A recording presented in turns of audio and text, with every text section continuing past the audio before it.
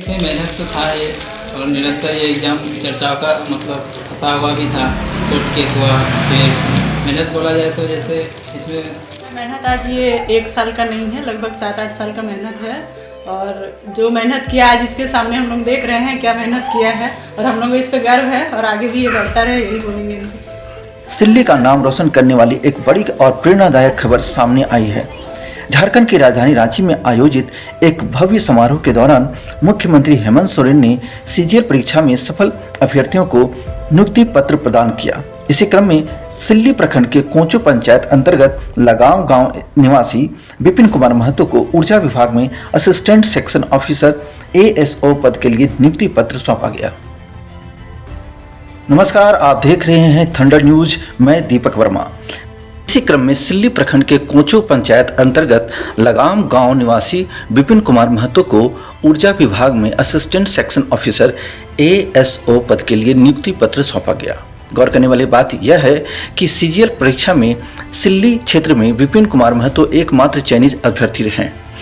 उनकी इस ऐतिहासिक सफलता से पूरे सिल्ली प्रखंड में खुशी और गर्व का माहौल देखने को मिल रहा है।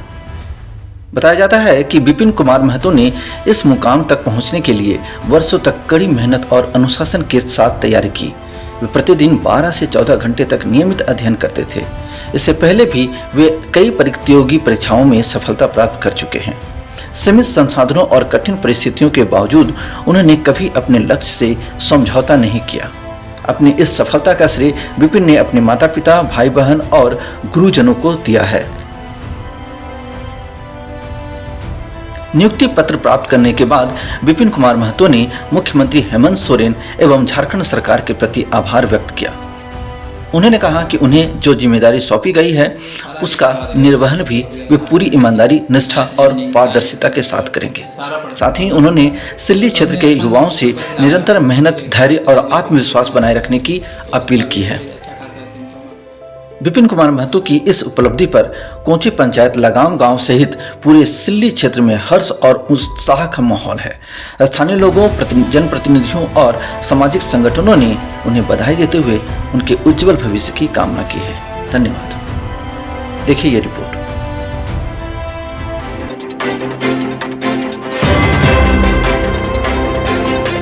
मैं यही कहना चाहता हूँ कि आप मतलब जो भी एग्ज़ाम की तैयारी कर रहे हैं, जैसे कुछ भी एग्ज़ाम हो तो सबसे पहले उसके सिलेबस को अच्छे तरह से स्टडी कीजिए और फिर एक बार सिलेबस को कंप्लीट करिए।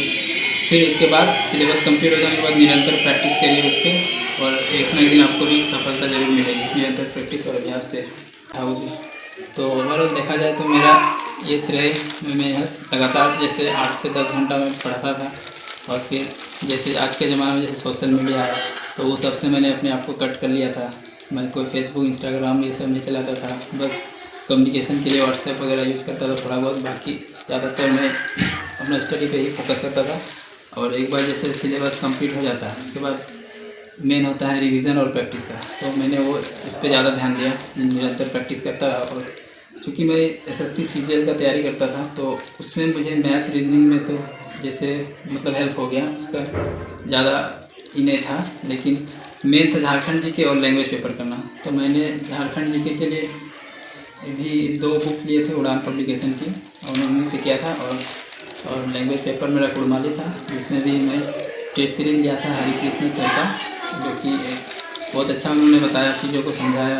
और इस तरह से मेरे और निरंतर प्रैक्टिस और टेस्ट काफ़ी ज़्यादा टेस्ट दिया था, इस तरह से मेरा ये क्लियर हुआ।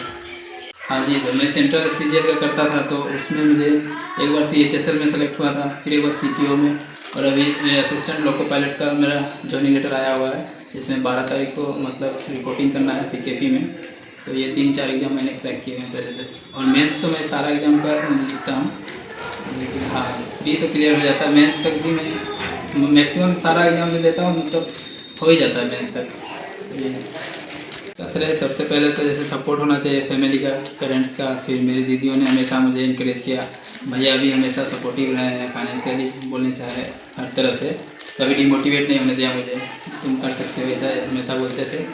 तो और मेहनत तो थे ही, फिर लक भी चाहिए, भगवान का भी साथ चाहिए। तो मैं अपनी मेहनत और माता पिता और भगवान का श्रेय देना चाहता हूँ। घंटा पढ़ाई करते थे? दिन रात एक किया है, घंटा का तो नहीं पता, बट दिन रात एक किया है, तभी आज ये फल मिला है इसको। आज के समय में लोग मोबाइल यूट्यूब में फंसे रहते थे, आपका भाई किताब में थे, किस तरह देखते हैं इनको? आजकल मोबाइल यूट्यूब में भी सर लोग दूसरे वीडियो वगैरह देखते हैं, मगर उसमें भी तो जानकारी वाला है ना, तो ये उसी के थ्रू लगा रहा, तो आज ये मिला इसको। कितना खुश है आप लोग? बहुत खुश है हम लोग। क्या नाम है आपका? सुनीता मैम।